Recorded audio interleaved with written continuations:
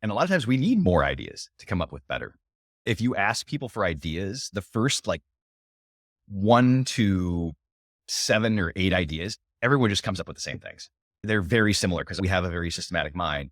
But for the most part, it's when you start getting to idea 9, 10, 11, 12, 13. And yeah, sometimes we needed to get a little bit weird to come up with that thing. That is the brilliant idea. And the more ideas, the more creativity we can have, that the more imagination, the more we can get out of our own way.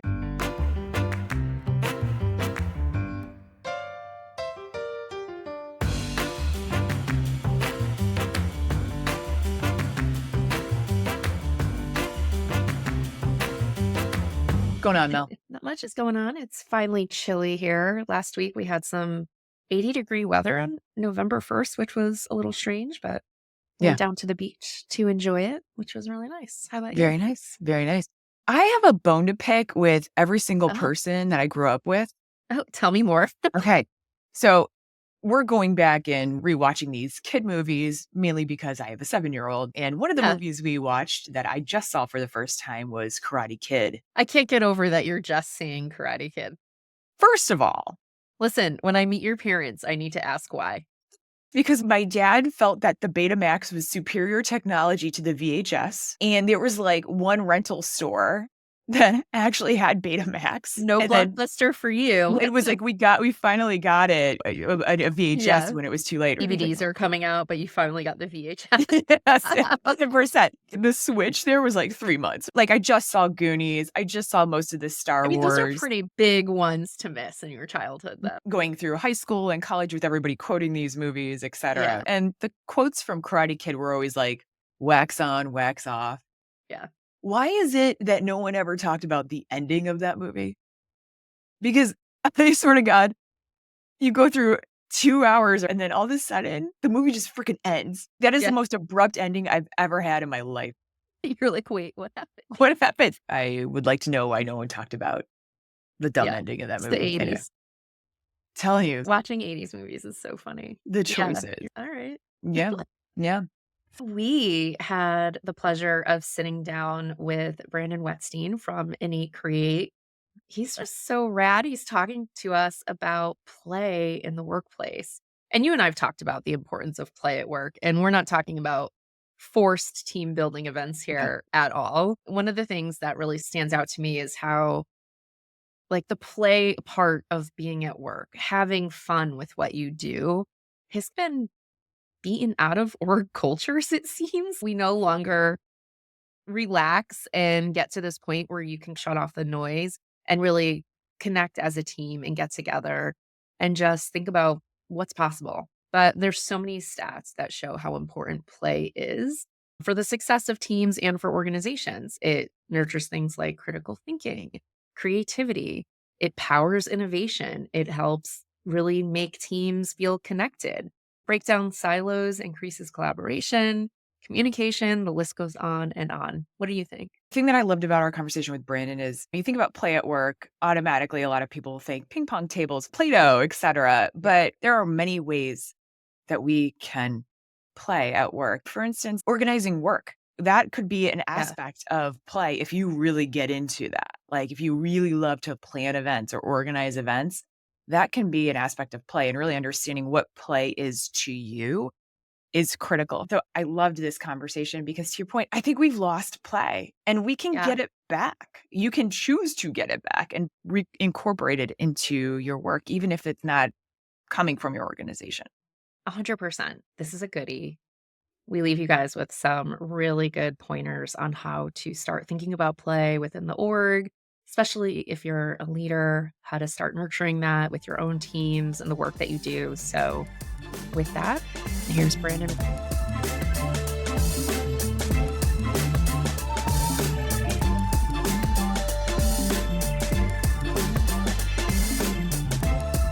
All right, Brandon, could you tell us about your journey and what inspired you to start Innate Create?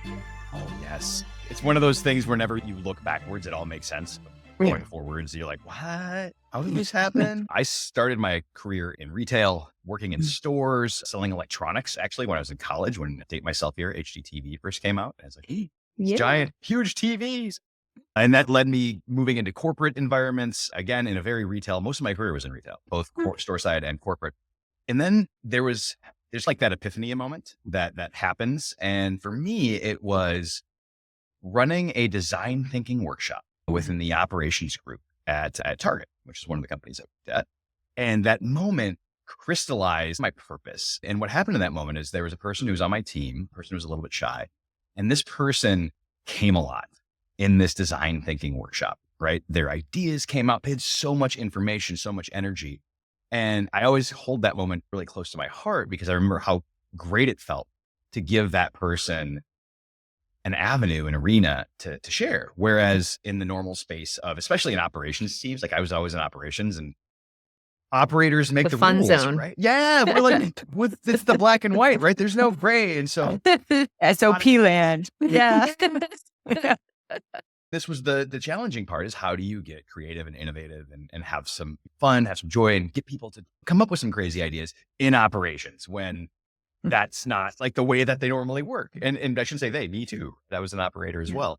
And so I love that moment. And that was really a crystallizing piece. And so I was introduced to Lego Serious Play not too far after that moment.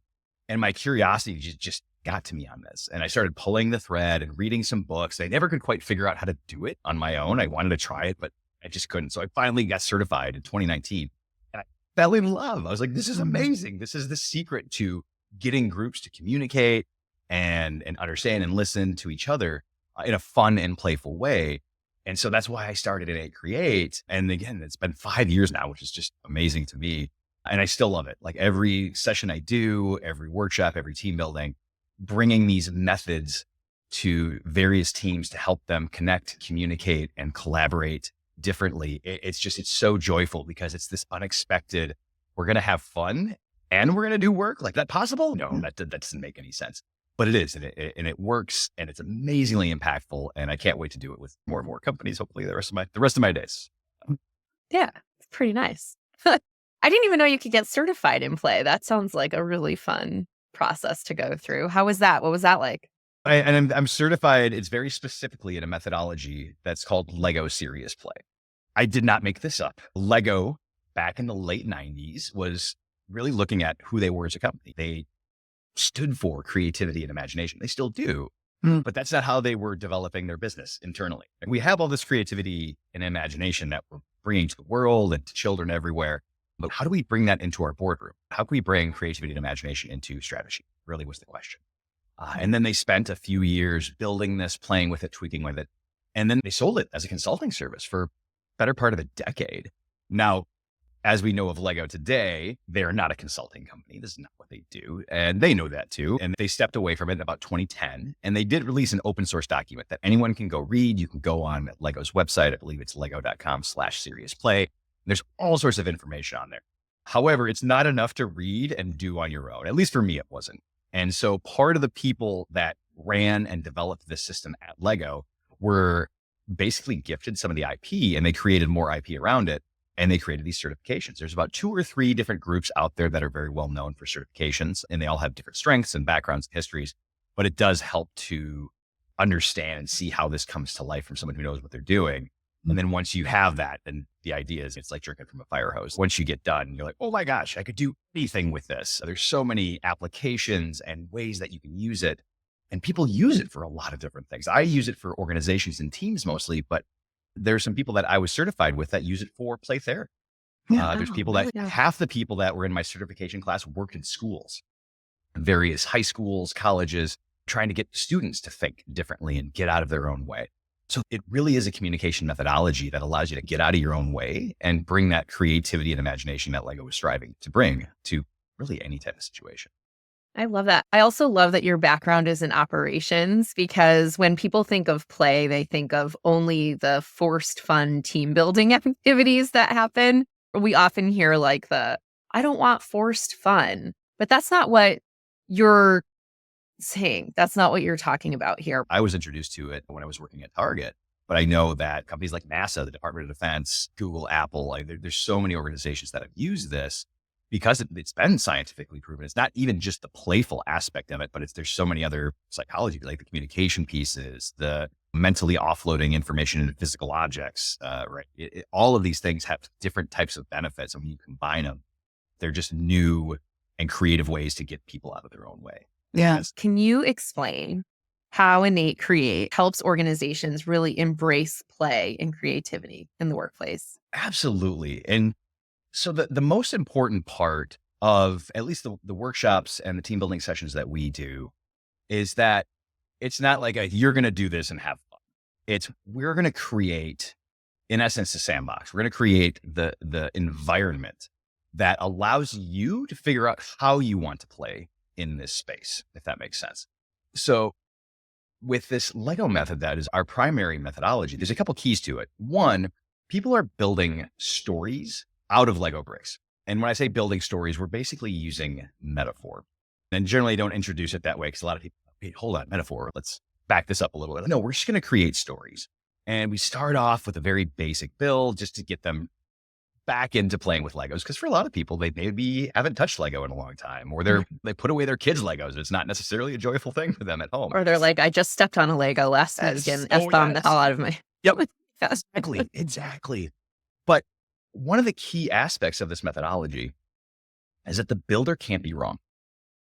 And I'm going to say that again, because it's so impactful. The builder can't be wrong. And so when you think about this, we're not building airplanes. We're not building cars and trucks. We're not building things per se, because there's certain people that I'm sure are much more attuned to building things and coming up with creative Lego ideas. But when you build stories and you can't be wrong, suddenly whatever you build is up to you. And so some people build these large, elaborate things. Some people do build cars and ships, and that's fine. But some people build really abstract things that you have no idea what they mean until they tell you. And so it gives this freedom to people to express themselves in whatever way they would like. And some people will just put two pieces together, and that will be their answer to a question. And to give you an example of a question we might ask, and one of my favorite ones is in our team building sessions, it's just the main focus is getting people to know each other better. I ask people to build a model that tells a story about who they are outside of work. That's it. It's that simple. And there's no, you can't be wrong. And you can choose, right? Okay, how do you build a model of, oh my gosh, what a huge topic. Do I build my hobbies? Do I build my children, my family? The fact that I have a soup pot in the crock pot, whatever, right? There's no wrong answer. And what you get is this amazing amount of ideas and thoughts of insights, and people share what they want. And so that's where I think it really is different from most other types of team buildings, is it gives people the freedom to express themselves and share whatever they might want to share. And it's amazing the things that come up in these sessions too. You find out, I did a session in California once where we found out like half the group was growing citrus, like as a hobby. You're like, oh, wow, we're all growing citrus. Cool. Okay. So they created a little group afterwards. Another group I did in DC, we had a group of 5 or 6 people that all had adopted a dog in the past like 6 months. And it was just this weird thing. Like no one knew this. So it's amazing. Yeah. There's so much depth and dimension to who we are outside of work, but we don't necessarily show up and just talk about ourselves. It's not socially acceptable. And this just gives us an avenue to share a little bit, but do so in a very psychologically safe way, do so in a very easy way. And again, each person decides how much and what they would like to share. Yeah, I love that. What's one of the most rewarding projects you've worked on since you've been in this space? Because you came from ops, so I always think of those being the most skeptical folks coming in on this stuff, right? Yeah. So is there a skeptic whose mind you changed, or someone you were really nervous about that was really rewarding once you ran your workshop? Yeah. One of my favorites is a 2.5 or 3 hour session with the senior leadership team of a very large nonprofit. And we were there to really dig into communication, which is shocking, is one of the things I get brought in to talk about a lot, because communication is one of those interesting things where it's very important to talk about, but it's very sharp, right? It has a lot of edges. So you have to watch out how you're going to talk about it. And so I've got 12 participants in this group, and it was amazing to watch the variety. There's a little bit of skepticism in the room. There's a little bit of excitement too, though. There always is, because some people are like, cool to play with Legos. But then the question, when you get to that level of seniority, is this fluffy, or is this a waste of time? Or are we actually going to get something? And I think the reason why I love it so much is it was amazingly impactful. We really looked at the communication journey from a standpoint of what does world-class communication look like in a senior leadership team? And we got to a point where everyone had a chance to express their thoughts and their ideas using the Lego models. We looked at the negative side of things. You think of the worst team you've ever worked for, build a model that shows what horrible communication looks like. Let's take a look at a model of what amazing communication looks like. Let's take a look at what communication looks like from a psychological safety perspective or from a candor perspective. And we started putting a lot of these lenses to it. And what ended up happening is after about 2.5, 3 hours, we were able to really pinpoint about 3 different very important point of views on this leadership team. And there was a group of people that was extremely frustrated with the level of psychological safety. They wanted to feel like they were able to express their opinions and their thoughts in a safe way. There was another group of people that felt like there was a responsibility, and everyone in the group needed to have a certain level of candor with each other. And then there was another person in the group, this was actually the CEO, who really did not necessarily disagree with those, but felt like everyone had a responsibility to really put in the legwork and the effort before bringing up ideas, thoughts, or opinions. So you get these 3 aspects all rotating around one another, right? We need to have candor and speak our mind and speak up. We need to be able to feel safe to speak up, but we also need to put in the due diligence if we're going to bring up an opinion or a thought or an idea that we've actually thought about it, right? We're not just winging it and firing from the hip. And the thing is, when you look at all 3 of those, they're all doable. You just have to have these expectations with each other in that reflection point. And so to be able to get to that type of information in 2.5, 3 hours is amazing. And to do so in such a fun and playful way.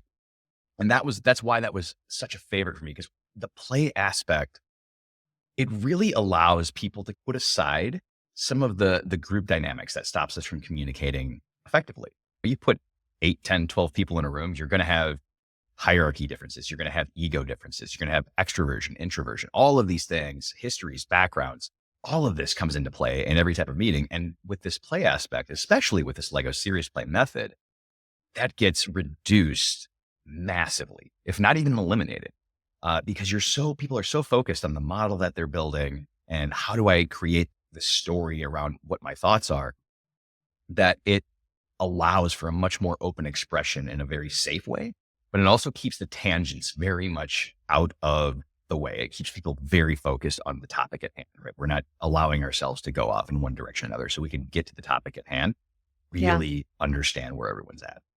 Yeah, it really cuts through some of the dynamics that might be happening, right? It removes all of the minutia that shows up in team dynamics. And it seems really powerful to come to this joint agreement in just under 2 hours on how you're going to operate as a team in terms of communication and idea sharing, which is really fantastic. Francesca and I have facilitated, like you, a ton of learning. And sometimes when you're working with teams, those dynamics, especially when you're talking about how are we going to operate, how do we prefer to work, like how do we come together with different working styles and show up as a team together?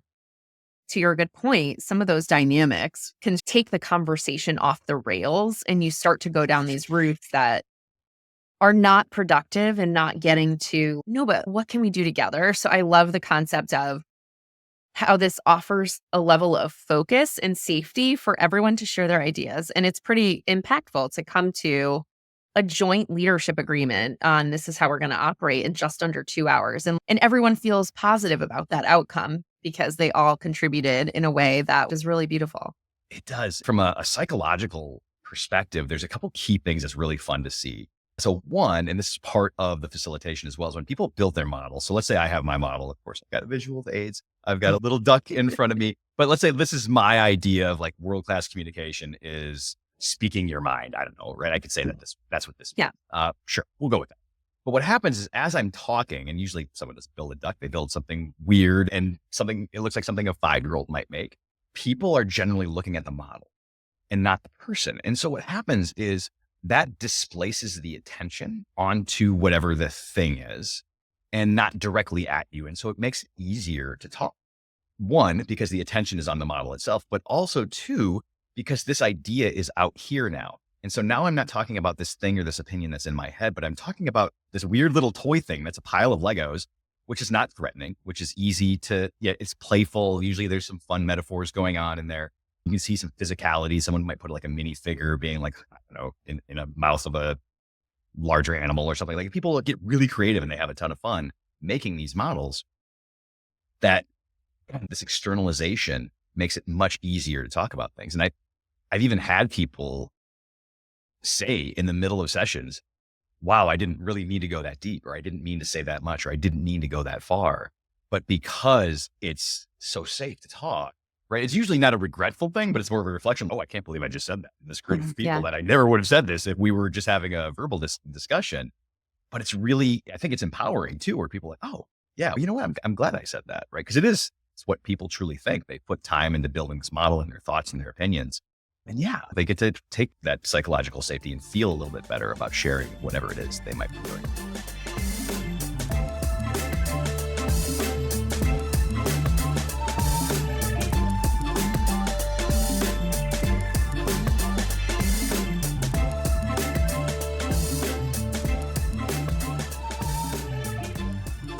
I'm wondering about how play shows up when it's not facilitated, how play shows up potentially at work, or could show up at work, in just the dailiness of work. Why is play essential for someone at work in general? Oh, there's so many good answers to this. That if you think about play, you go back to childhood, right? And here's the fun part. If you want to research play and go read books on play, like 90% of the books on play, if not 98%, are all about kids. Because that's what kids do, right? It's natural. Watch children. No one needs to be taught how to play. They just go, they do it. They play pretend, they try things out. And so play gives us so many different tools. So one, it allows us to try things, right? And we think about everything that's been written about embracing failure. Do kids think about failure when they try stuff while playing? No, Absolutely not. They just do. And if it doesn't work out, fine. I learned. I go on to the next thing. I go on to the next thing. I go, great. I think one is trying things. You're able to try things on. You're able to play. And it gives you a way to experience something in a very low risk type of scenario. Two, there's a level of creativity that's much, much higher when we think about play, right? When we're playful, when we're creative, when we're imaginative. I think this goes back to the design thinking session that I mentioned. That was like this cornerstone moment for me. And because of the playful environment, and we weren't using Legos for that per se, we were using design thinking, but design thinking has a lot of improvisational methods that are extremely playful, whether it's ideating and doing yes and exercises where you're building off of each other. This playful nature of being a little bit goofy, being a little bit silly, allows you to take all of these borders that we have in our mind, right? All of these boundaries, all of these walls, all of these rules, and get rid of them and start thinking about things in different ways than you might have done before. One of my favorite exercises is an improv exercise. I do this with my audience. Is I have people pair up and I use an animal of some kind. And one person gets to be a llama and the other person gets to be a lion.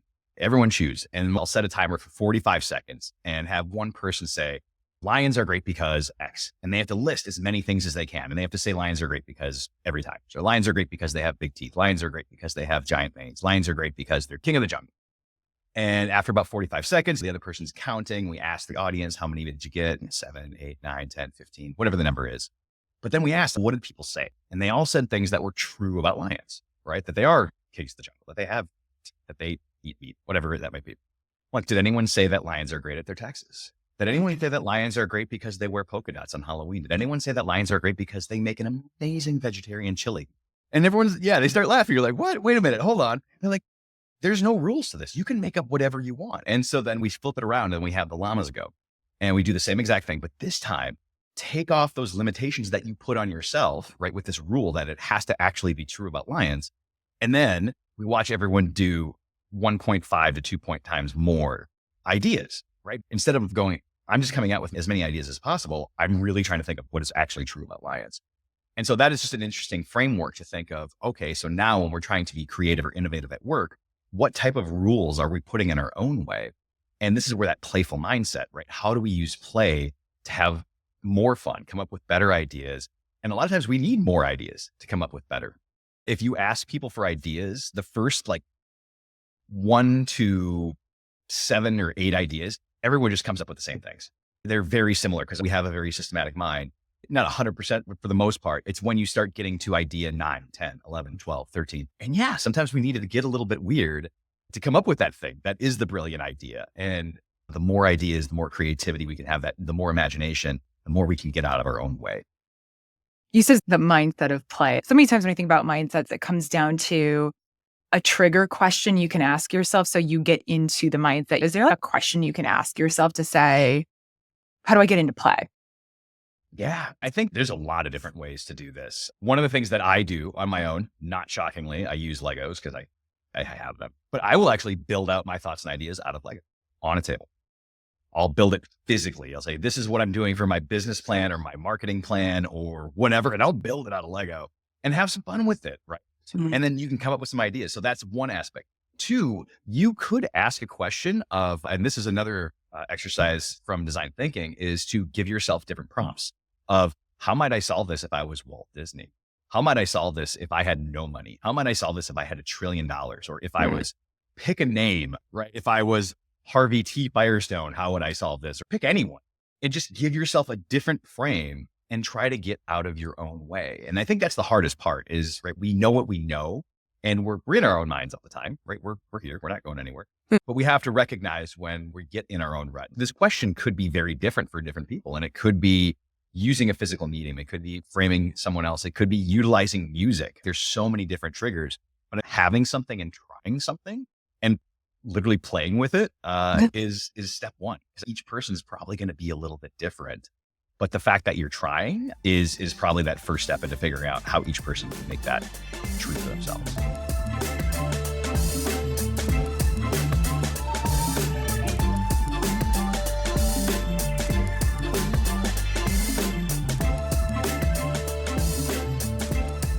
The cool other part of play is it's fun, right? It can be fun. And I think one of the other aspects is we think about stress, and especially now we're getting much smarter about how the brain reacts to stress and what cortisol does to our creativity. And yet when we get people in a playful state, their ideas are better. They're more creative. They work better together. And one of the other aspects of play that works with, especially with children and adults, is when we play with people, we actually connect better. Think of when you play. There's a wonderful book out there titled Aptly Play by Dr. Stuart Brown. And he outlines 8 attributes of play. And one of those attributes is a diminished consciousness of self. So when we think about how we think about ourselves, we're in a stressful board meeting with 8 people or 10, and how are we going to fix this thing? And everyone's stressed, right? And so we're not going to come up with our best ideas when we're stressed and we're feeling under pressure.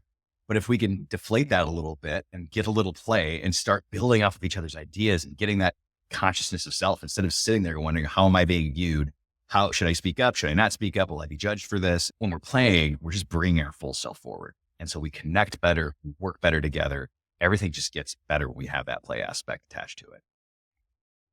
Just freaking refreshing too. I have a 6-year-old and it's always amazing to watch him play. And to your very good point, that he doesn't give a shit about how he looks, if he's failing, if he's dirty, if it's the right thing to do or not. And your idea around that diminished sense of self, or even the fact that people don't care what other people think, they're just creating or in that mode.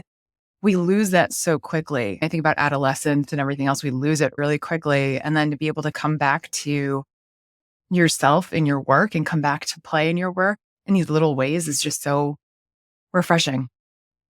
There's an important thing there, right? Some of us lose play.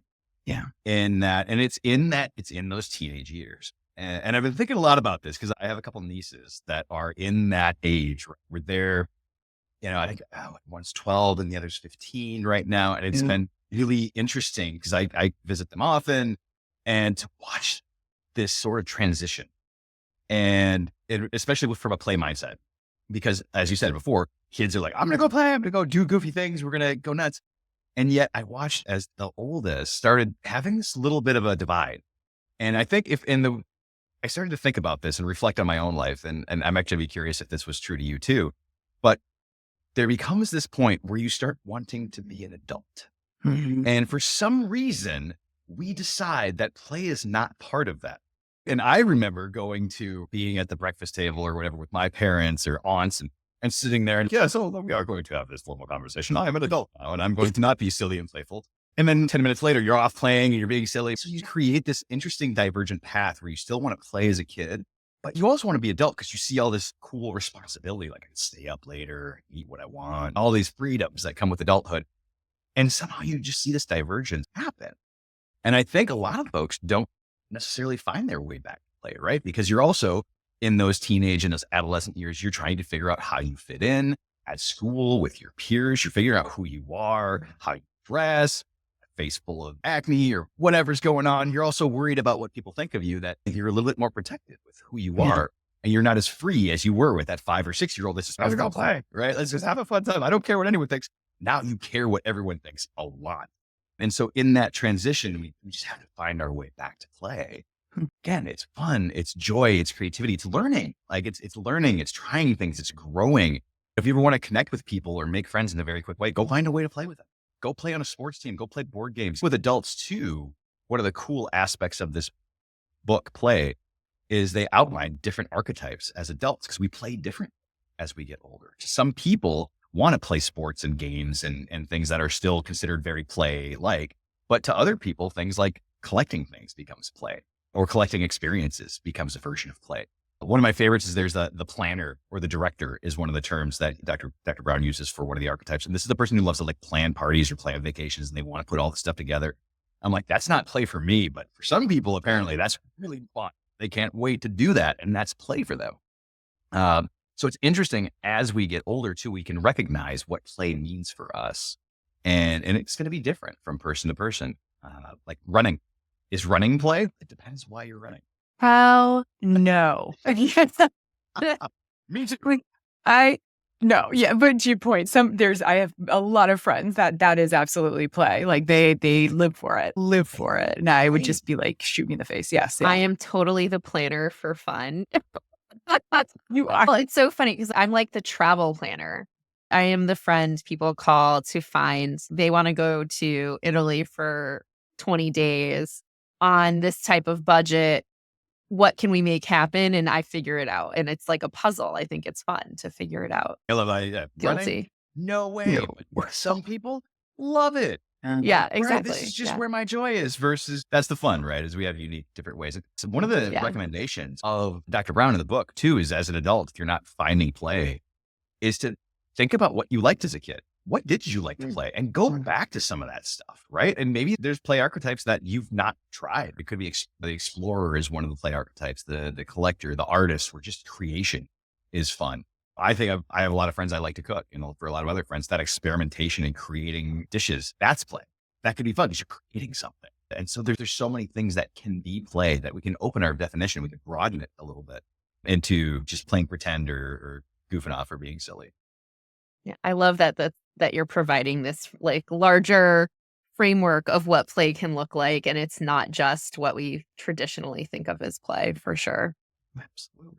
Was anyone else guilty of doing like weird plays with your cousins or creating musicals and then making your family watch them? Anyone?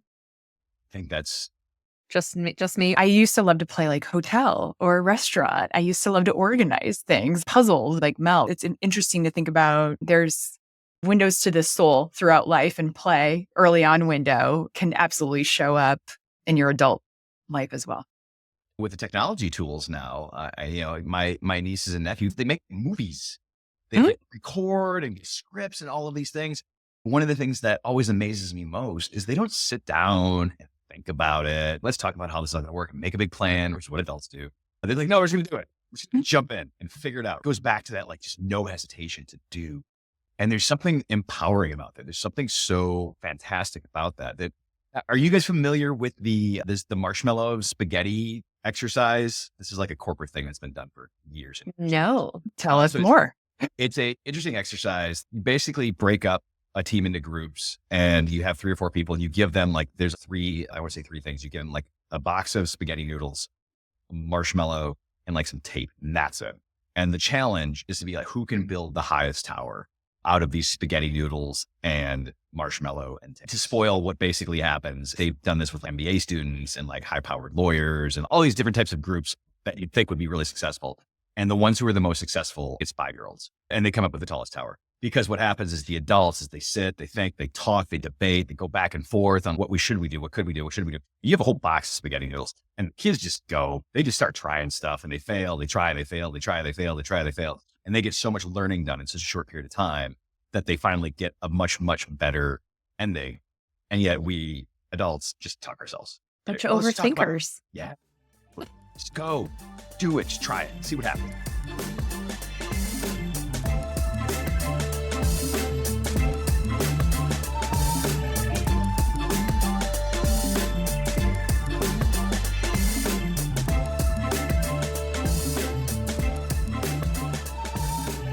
At the team level, day to day, outside of planned events, how can leaders really set the tone for an environment where, let's be honest, there's some real boring shit we got to do in the day to day or deal with?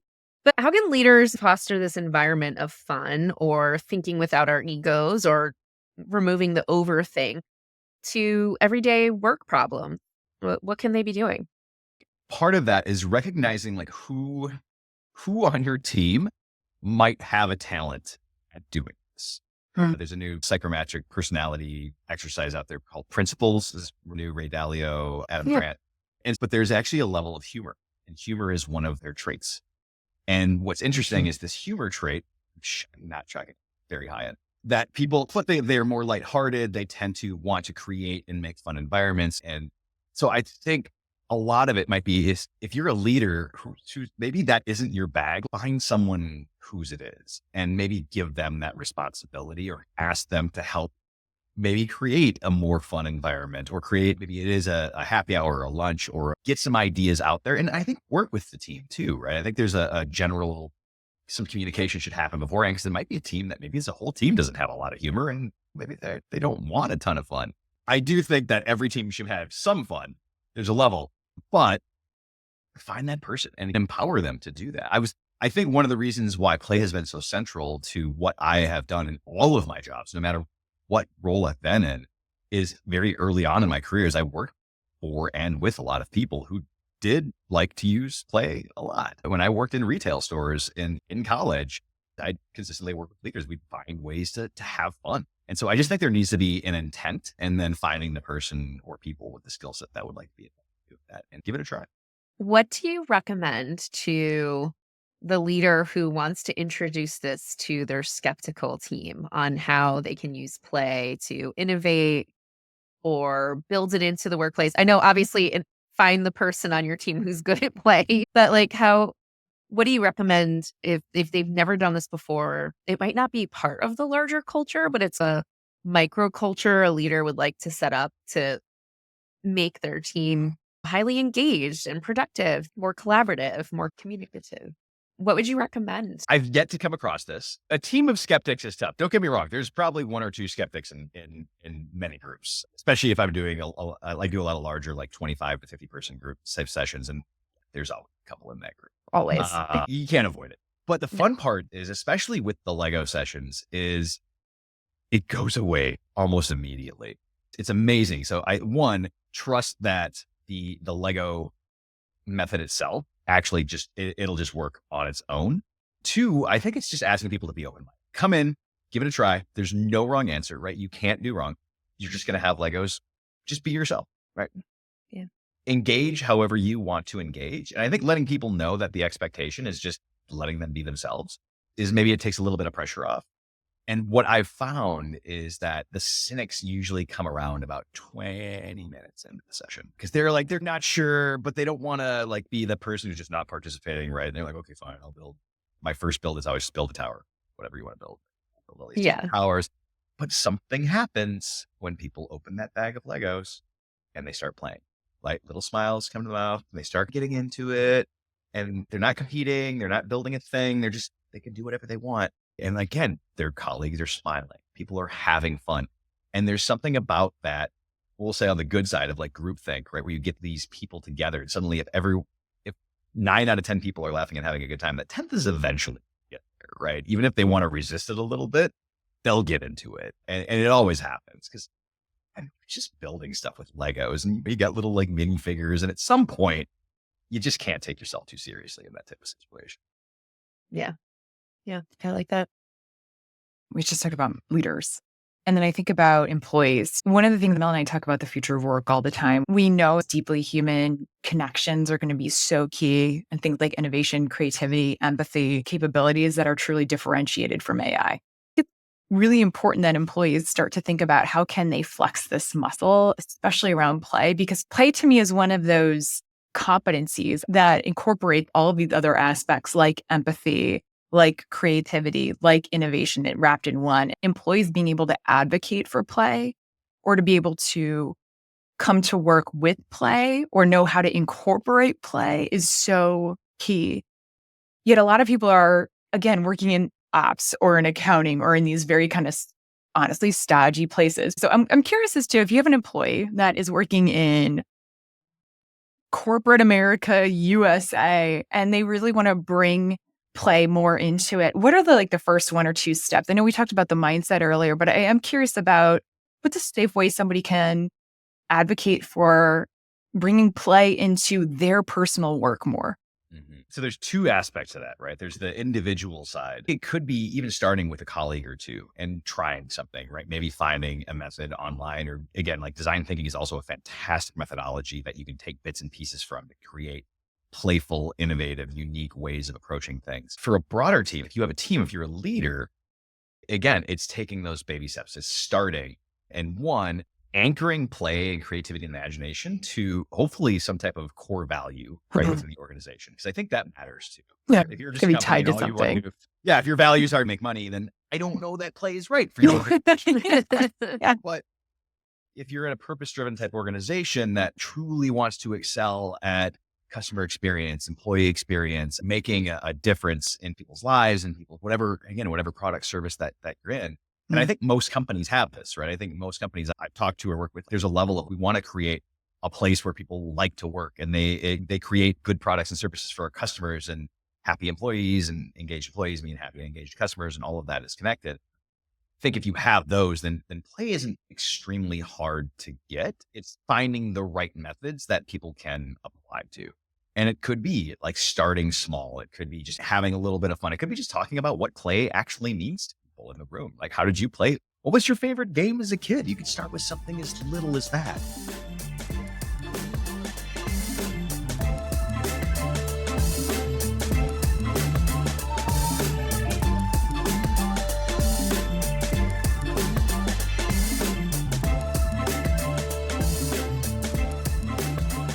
Brandon, we have what we call a rapid round. It's quick questions. It could be yes or no, or the first thing you think of. It could be longer too if it's, oh no, I have more to say about this. Are you open to doing a rapid round with us? Yes. Do it. I feel like I'm on a game show. You are on a game show. Okay. To have more creativity, is it a solo walking situation or brainstorming situation? Oh, it's both. Okay. I think it's both. Yeah, I am a walker. I love walking. Get out. It's a physical movement. Yeah, our bodies and minds are connected. Walking for sure, but a good brainstorm is fun too because you can bring other people. Yeah. Get that outside perspective. I feel like, Francesca, you and I are brainstorming every day we go through. Oh my God. We're like, what about this? What about this? It's in big. The problem is we have too many ideas that we have to be like, stick to the plan. Yeah. Feel like that. Yes. All right. Like walking brainstorm though, we would just be on Yeah. fire. Yeah. Yeah. That's true. Walking I brainstorm. love that. Yeah. Combine them. That's a Good combo. Is a playful leader a better leader? I'm biased. I'm going to say yeah. Sure. I would, but that would be my preference. I think maybe not in general, but for me, yes. For me, yeah, I think so. Good. Okay. Best workday pick-me-up play activity. Oh my gosh. Man, I just because it popped in my head, I would love to go like swing on some monkey bars. I feel like that would be like, if that was a thing, I would just go do it. I think generally adults are not allowed on children's playgrounds most part, but if there was like one at my work, go nuts. You may just start a new fad instead of all the ping pong tables. Let's build a jungle gym. I would do that. That'd be fun. Have you all tried to be? I tried the other day because my son can do pull-ups. I have no upper body strength. I'm like, what happened here? What happened here? The last time I was at a playground, I really embarrassed myself because the little animals that are like on that weird bendy thing that you like. So I got on one and flung myself off because I went a little too hard. Can creativity thrive under deadlines? Please say yes. Yeah. No, I think so. Okay. Because I think sometimes pressure can be a good lever. So I think back to in my last job, I remember planning a manager summit. And this was like a global thing. We were going to be doing it in like Barcelona and Shanghai. And they gave me like 6 weeks. I'm like, wow. To the first one at least. But the pressure forced me to get really creative to understand, because we didn't have objectives or anything like that. And so it forced me to move quickly and try things so we could figure out what worked quickly. No, I do think so. I think there's a level of reason within that. Like, you're like, do this tonight by 5. You're like, that's probably going to kill creativity. But yeah, if there's a little bit of time in there, I think pressure can help. Okay. Best creativity booster, music or silence? Ooh. Can I say, I want to say walking. I feel like I know we said that before, but I think walking, and it could be with music or without. I think that's a very personal preference. Okay. Morning meetings. Would you provide coffee or games? Ooh, both? Okay. Yeah, again, I think that's, you really got to tap into the personality, because I think there's some people that are like, I'm a morning person, so let's go. I want coffee and games. But I know other people that might like stare daggers at If there was no coffee, they're no like, game still noon. Like, got it. I'm not showing up. Yeah. Very cool. I appreciate you answering this rapid round. It has been super pleasurable to have you as a guest. And we're so excited to share with our listeners all that they can learn from you from play. Brandon, how can folks get in touch with you? You can get in touch with me via my website. It's Innate Create. It's IN8 and then create.com. You can also go to brandonthelegoguy.com. Thanks for joining us. Thanks so much for having me. Blast. All right. Bye, friend. Hey, friends. This episode of Your Work Friends was hosted by Francesca Ranieri and myself, Mel Plett. This episode was produced and edited by Mel Plett and myself, Francesca Ranieri. Our theme music is by Pink Zebra. And you can follow us over on all of our social media platforms, Instagram, TikTok, YouTube, and if you're so inclined, join us over on LinkedIn in our large and growing community. And you can email us at friend@yourworkfriends.com or visit us on yourworkfriends.com. Also, folks, please like, subscribe, and leave a review if you enjoyed this episode. And if you really enjoyed it, please share with a work friend or two.